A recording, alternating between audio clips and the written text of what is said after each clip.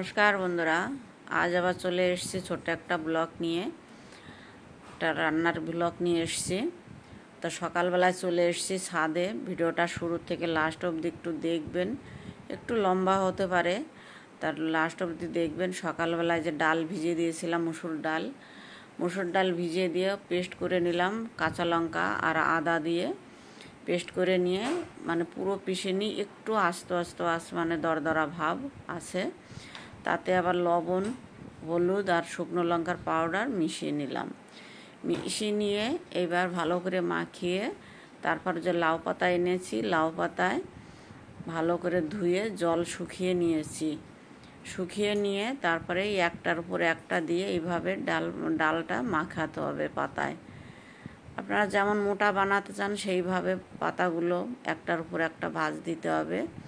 মোটা তৈরি হলে বেশি পাতা দিতে হবে, 3টে 4টে 5টা, যে যেরকমভাবে মোটা বানাতে চান সেইভাবে দিতে হবে। আমি 4টে করে পাতা দিয়েছিলাম।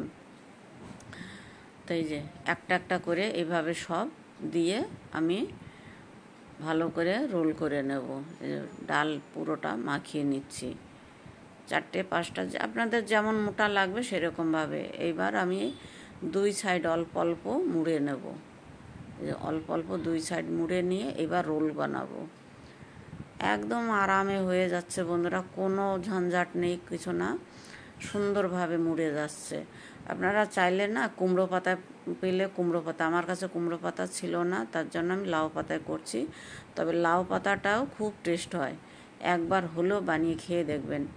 এবার কড়াইতে গরম জল বসিয়ে নিয়ে এবার আমি এটাকে ভাপা দেব। আমার কাছে অন্য কিছু ছিল না, আমি যার জন্য দুধের সসপ্যান ঢাকার জন্য যে নেট জালি, ওইটার উপর আমি বসিয়ে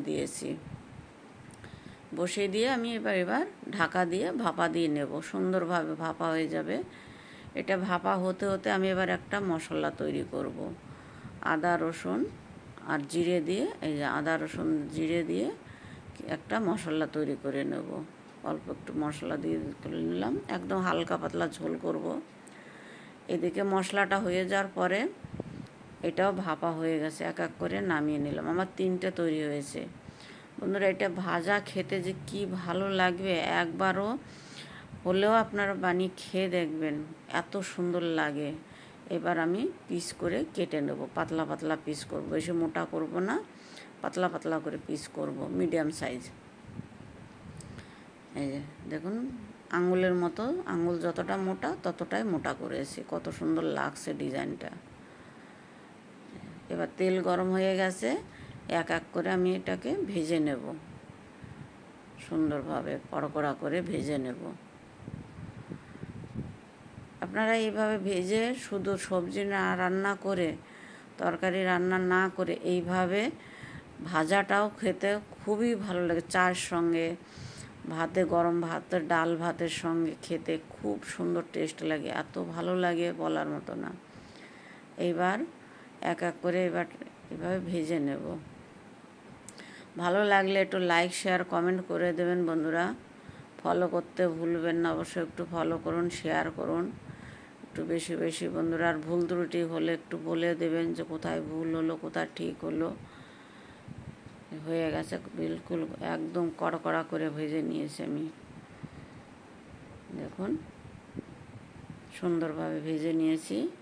এবার কড়াইতে তেল দিয়ে জিরে ফোড়ন দিলাম, দিয়ে পেঁয়াজ দিলাম, পেঁয়াজ দিয়ে টমেটো দিলাম, আর যে পেস্ট করে রেখেছিলাম আদা রসুন জিরে, ওইটা ঢেলে দিয়ে এবার ভালো করে ভাজতে হবে। তেল ছেড়ে দেবে, ততক্ষণে জল দিল, লবণ, হলুদ, লঙ্কার গুঁড়ি সব দিয়ে দিলাম। সুন্দরভাবে এবার ভাজতে হবে। তেল ছেড়ে দিলেই জল দিয়ে দেবো। তেল ছেড়ে দিয়েছে, দেখুন কত সুন্দর তেল ছেড়ে দিয়েছে। এইবার জল দিয়ে দেবো। জলের পরিমাণটা একটু ঠিক রাখবেন, যেন ঢালার পরে সবজি হয়ে যাওয়ার পরে আবার যেন শুকিয়ে না যায়, সেইভাবে। এই কিছুটা রেখেছি আমি ডালের সঙ্গে খাবো বলে, আর কিছুটা আমি সবজির মধ্যে দিয়ে দিলাম, ঝোলে দিয়ে দিলাম। দেখুন একটু গরম মশলার গুঁড়ো দিয়ে দিলাম। এই গরম মশলার পাউডার আমার ঘরে তৈরি করা, হয়ে গেছে, এবার আমি নামিয়ে নেব। গরম গরম ভাতের সঙ্গে পরিবেশন করুন, রুটি দিয়েও খাওয়া যাবে, খুব সুন্দর লাগে। আবার বলছি, একবার হলেও বানিয়ে খেয়ে দেখবেন এইভাবে কুমড়ো পাতা, লাউ পাতা এইভাবে রোল বানিয়ে ডাল দিয়ে খুব সুন্দর টেস্ট লাগে। ভিডিওটি আমি এখানে শেষ করব। ভালো লাগলে একটু লাইক, শেয়ার, কমেন্ট করবেন বন্ধুরা, ফলো করতে ভুলবেন না।